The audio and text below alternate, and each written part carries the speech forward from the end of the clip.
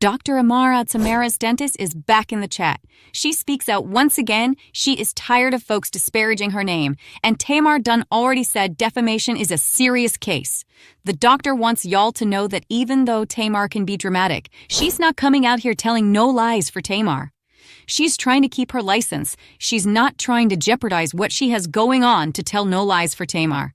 Allegedly. I have to say allegedly because these were not her exact words. Just my opinion on what is going on. She's letting the naysayers know that something happened to Tamar. I ain't gonna lie, call me gullible or whatever. I think something happened to Tamar. She was just over-dramatic with it. Has not told the full story, but I believe she actually got hurt. Now, to what extent is debatable, and what were the circumstances, we may never know.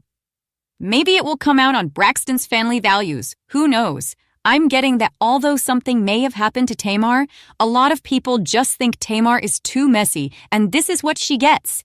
Some people are just heartless, I tell ya. So I did check out the doctor's Instagram page where she has over 500,000 followers. Such a lovely little dentist, isn't she? And she seems to be tapped in. The post is no longer on her Instagram page. I got the statement off J. Lee's Corner Instagram.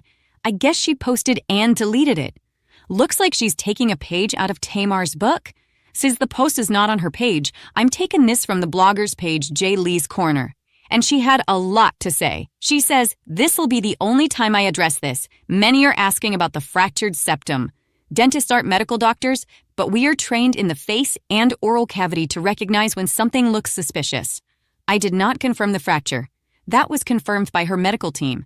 It's also very common for dental and medical teams to communicate and work closely together in cases like this. What I did confirm is that I treated Tamar after her injury. Our focus is on the dental side while her medical team investigates how this happened. The sleepwalking was mentioned only as a possible cause through her medical team, not me, who were looking for answers. For those of you who don't know, sleepwalking can in fact be extremely dangerous. And there have been other reported cases of patients injuring their face, mouth, and other parts of their body while sleepwalking and having no recollection of it. Lastly, for those concerned about HIPAA, this was something Tamar chose to share so her story could help others. I would never disclose without consent, nor could I ever be paid to make false claims. It is illegal and would risk the thriving practice I built over the years with integrity. God bless. So Tamar has a doctor out here stating she treated Tamar after her injuries. I guess Tamar is thinking, what more do the people want from me? What more do you want from me? A pool of blood, I guess. No, see you wilding out, but the people do seem to be hella mad at Tamar. Okay, so she's saying that she did indeed treat Tamar and indicated she fixed her teeth. I guess she done got dragged so much she felt compelled to come out and make a statement. So the doctor want y'all to know she is not lying. Also, Tamar has came back to the internet, but not to speak on her drama. So appears Tamar has came back from the farm. So, wow, that was fast. I thought she said she was never coming back. You know Tamar be playing. She probably felt that way at first, but quickly had a change of heart. I guess he got tired of the chicken and cows real fast. Plus, she has shows to do and people to see. Seriously though, she is back and doesn't she look marvelous? In her post, she doesn't mention the drama that is going on. Her post is about HI to the V awareness. In her post, she says, "You know I'm all about living my best life. And part of that is taking care of myself and being informed when it comes to my sexual health. Today, I want to talk about something incredibly important to me. PrEP or pre-exposure prophylaxis." She goes on to say that PrEP is a medicine that can substantially reduce someone's chances of getting HI to the V. And learning more about it is just one of the ways we can all help end this epidemic, an ongoing public health crisis that's impacting so many of our communities. So as you can see, Tamar said she is living her best life. Although people were out here calling her Tamar Smollett, she says she is living her best life, and we love to see it. Thank goodness she did not let this unfortunate situation with the back and forth between she and Funky Deneva make her go into hiding, which she had originally planned to do. I guess she brushed herself off, took a look in the mirror, and said, "You know what? I am finna get back out here and live life." This is the latest on the Tamar saga. Don't forget to like, comment, and subscribe, and I will see you in the next video. Bye for now. Let's talk Cardi B's courtroom shenanigans. Is she on trial or is she putting on an SNL skit is what people are asking.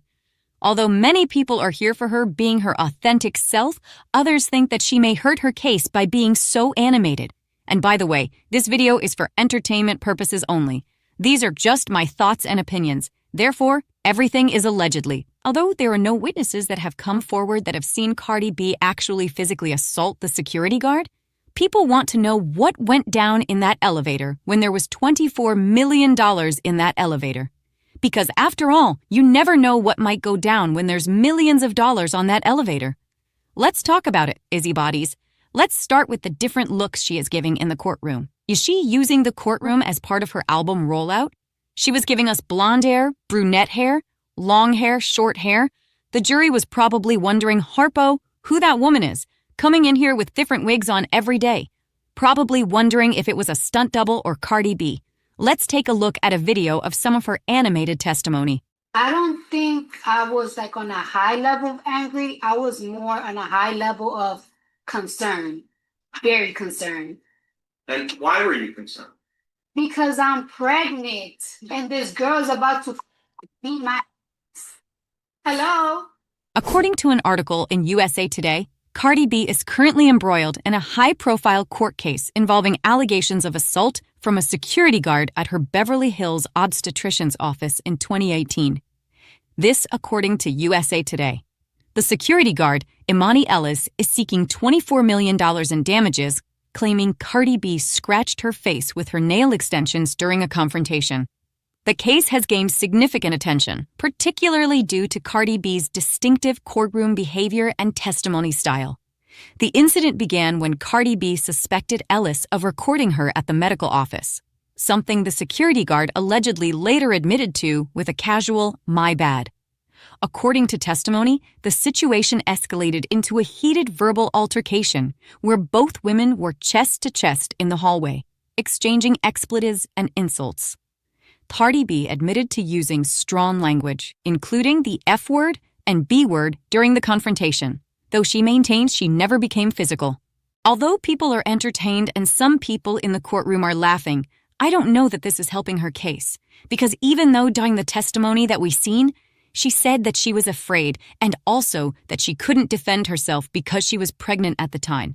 And the lawyer for the alleged victim is up here asking her what was her handicap? And she was like, duh, I was pregnant. Hello? Let's take a look at the recording. Are you disabled? Yes or no? At that moment, when you're pregnant, I'm very disabled. You want me to tell you the things I can't do? Fine. What was your disability on February 24th of 2018? What was your disability?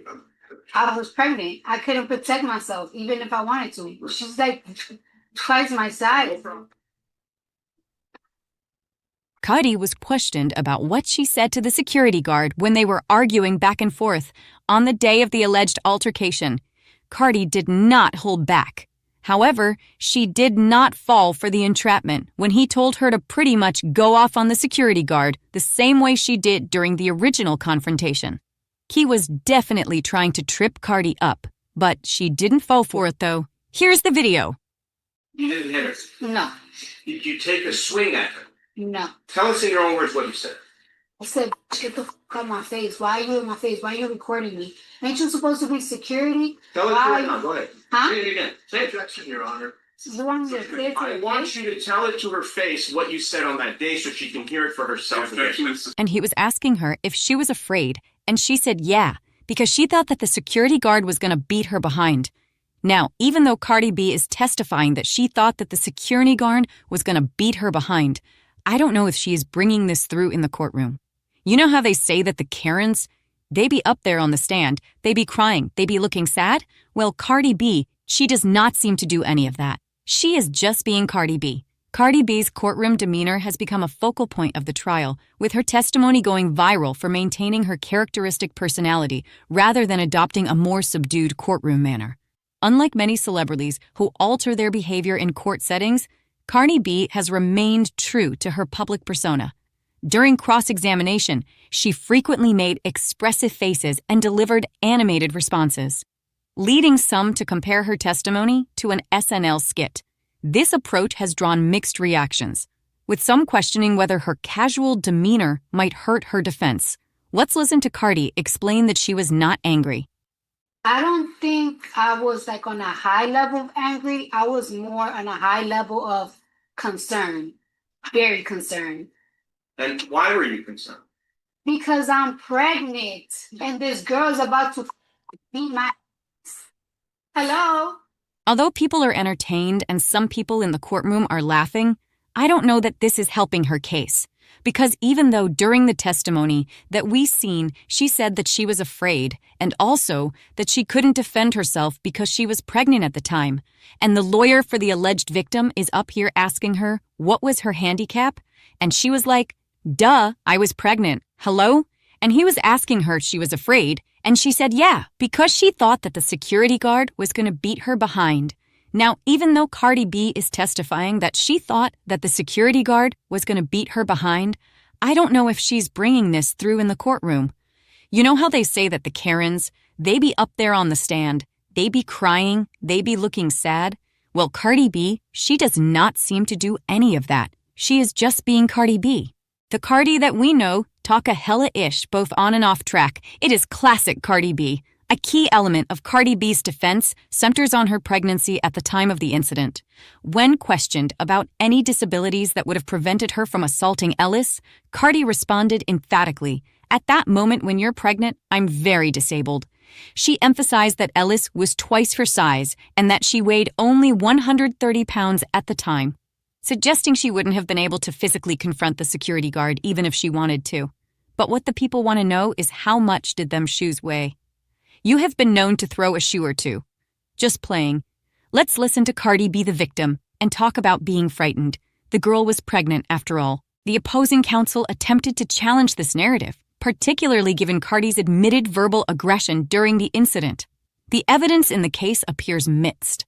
While there are no corroborating witnesses who saw Cardi B assault Ellis, and even the doctor present testified he didn't witness any physical altercation, questions remain about what may have occurred in the elevator where the two women were alone. This has drawn comparisons to other celebrity elevator incidents, such as the notorious altercation between Solange Knowles and Jay-Z. The defense team seems to be trying to use Cardi's animated courtroom behavior against her, suggesting it undermines her claims of feeling threatened during the incident. Cardi B's courtroom appearance has also become a significant talking point throughout the trial. She has appeared with various hairstyles, alternating between long and short styles, blonde and brunette colors. The opposing counsel attempted to use these changes to potentially discredit her, though Cardi simply acknowledged they were wigs. Her fashion choices and presentation have led some to suggest she's treating the trial like an album promotion, showing up with different looks each day. Although her looks are on point, the suits she wears are very court-appropriate. The fashionista is setting trends in the courtroom, seems to be using her star power in attempts to beat the case. Let's listen to Cardi answer questions about her hair. Yesterday you had black hair, short hair. Today it's blonde and long. Which one is your real hair? Or are they both real? They're wigs. The opposing counsel has employed various tactics to try to provoke an emotional response from Cardi B, including asking her to repeat the explicit language she used during the confrontation directly to Ellis in court. These attempts to get under her skin appear designed to demonstrate that her current demeanor matches the aggressive behavior alleged in the incident. However, Cardi B has shown awareness of courtroom protocol, knowing when to remain silent and wait for her lawyer's guidance before answering certain questions. The trial is expected to continue with additional witnesses taking the stand, though the specific nature of these upcoming testimonies remains unclear. While Cardi B admits to engaging in a verbal confrontation, she maintains she never physically assaulted Ellis. The case highlights the challenges celebrities face in legal proceedings, where their public personas can both help and hinder their defense. The outcome remains uncertain, but legal observers question whether the $24 million damages claim is realistic given the nature of the incident. The trial is scheduled to conclude next week, when a jury will determine whether Cardi B's animated testimony and consistent maintenance of her public persona helped or hurt her defense against these serious allegations. Let's listen to Cardi explain why the security guard is suing her. Say, who's trying to get some money? She is. How do you know that? Because she sued me for $24 million. I guess the security guard figures she sue her, then she gets some money. But Cardi ain't trying to let that happen. The case raises interesting questions about celebrity behavior in court, the role of public persona in legal proceedings, and the intersection of entertainment and justice. The contrast between Cardi B's approach and typical celebrity court behavior has become a central theme of the coverage. Unlike others who often present a more subdued, contrite image in court, Cardi B has maintained her characteristic style for better or worse.